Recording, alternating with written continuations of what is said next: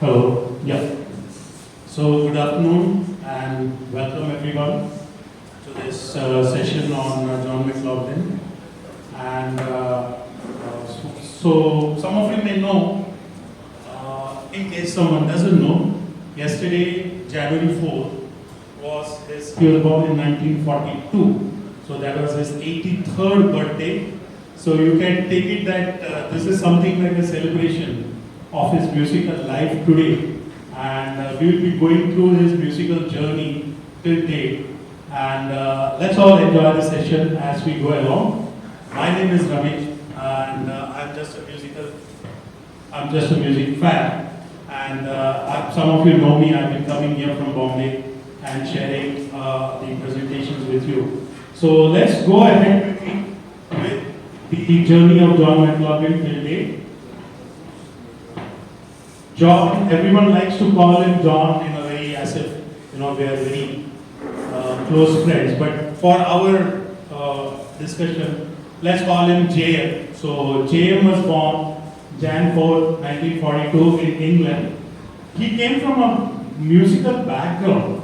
He studied piano. His mother was a big influence because his father left him or something like that. And he has written that I made up with my father much later in my adult life. So his mother was a big musical influence.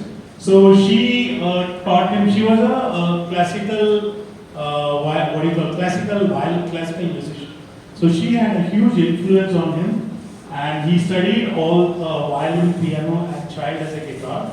And in the 1960s, he was involved in a lot of sessions work. Now, I'm sure everyone knows a sessions guitarist means someone wants an extra guitarist. He goes and plays. He goes to the next session and does a guitar. Plays a guitar over there.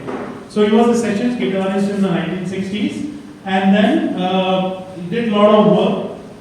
1963, the Graham Bond Quartet is when he was like professionally involved in the film. Now, Graham Bond is a big name, and so is Ginger Baker, Jack Bruce. All these people became very big names later on especially if I'm not mistaken, Ginger Baker moved on to with Eric Clapton and Eric Clapton to Cream, and then they had that group called Blind Faith.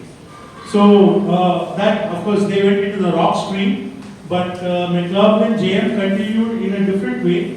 Is that he played various genres, and sometime later, what happened is that his first album came out in 1969.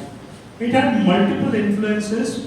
It also had you can say some kind of free and avant-garde kind of some of the tracks were there. Couple of tracks you think, what is he doing, what is happening, this is so unmelodic and so on. The album did not do very well, but it was, once he became famous, it was reissued later. Well, this is John McLaughlin's first album, so it was reissued later. So Extrapolation is the name of the album, and there is a number in that called, I'm sorry, too fast. Kevin, you have to help me out. That's something I go back. I have to go back. Okay, yeah. Okay, so this is the third track in the album. It's called as Arjun's Bag, and let's see how it sounds.